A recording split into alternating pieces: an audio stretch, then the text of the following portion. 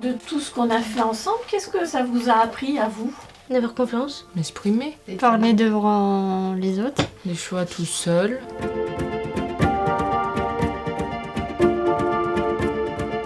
L'objectif général du projet, c'est d'inviter les personnes qu'on accompagne à participer à la gouvernance des structures qui les accompagnent. Former un collectif en partant du principe que le collectif était vecteur d'émancipation. Donc on a décidé de créer un groupe d'ambassadeurs pour des jeunes de 15 à 25 ans. Donc l'idée, c'était de faire émerger leurs paroles, de quoi ils ont besoin, eux, pour leur accompagnement, et d'essayer de voir qu'est-ce qui va être quelque chose d'individuel ou qui va répondre à un intérêt collectif.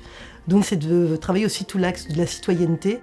Un troisième objectif, c'est de changer la représentation de toutes les parties prenantes sur ces jeunes qui peut-être ont une déficience intellectuelle, ont des difficultés à s'exprimer, n'ont pas forcément toujours les mots, mais ont une connaissance fine aussi de ce dont ils ont besoin. Et qu'est-ce qui pouvait être difficile pour vous? De parler devant les autres. De m'exprimer au début. Au début du projet, qu'est-ce qu'on a fait? Est-ce que vous en souvenez? On a fait des réunions. Des formations aussi, autodétermination et auto-représentant. Ça nécessite de revoir complètement la manière de travailler avec les jeunes et toutes les postures des professionnels et la manière dont on va les former aussi.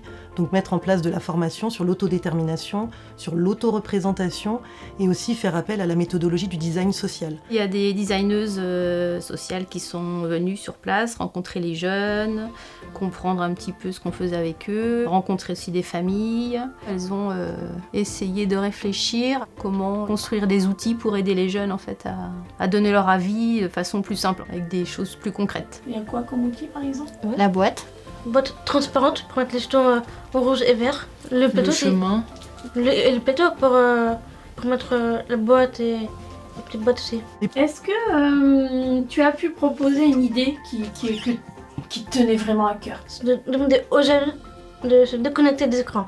De se retrouver au CESAD sans éduc. À la boîte de nuit.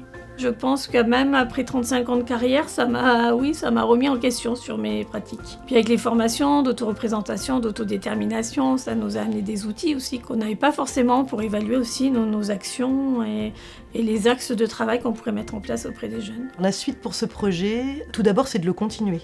Après, c'est d'essaimer, c'est-à-dire de faire que ce projet il se diffuse à l'interne de l'UNAPI 17, dans tous les établissements et services. Ça va être de former tous les élus des conseils de la vie sociale, former les professionnels aussi, tous ceux qui sont personnes de soutien. Et puis à l'externe de l'UNAPI 17, les organisations s'approprient ce kit pour atteindre l'objectif ultime qui est la participation à la gouvernance. Ça l'a vraiment changé et ouvert aux autres. Ça l'a permis de donner son avis et c'est très bien pour reprendre confiance en elle aussi. Qu'est-ce que vous avez préféré dans ce projet? M'exprimer, parler devant tout le monde. C'est mieux en groupe ou vous pensez qu'il vaut mieux être tout seul pour faire ça? C'est mieux en groupe que seul.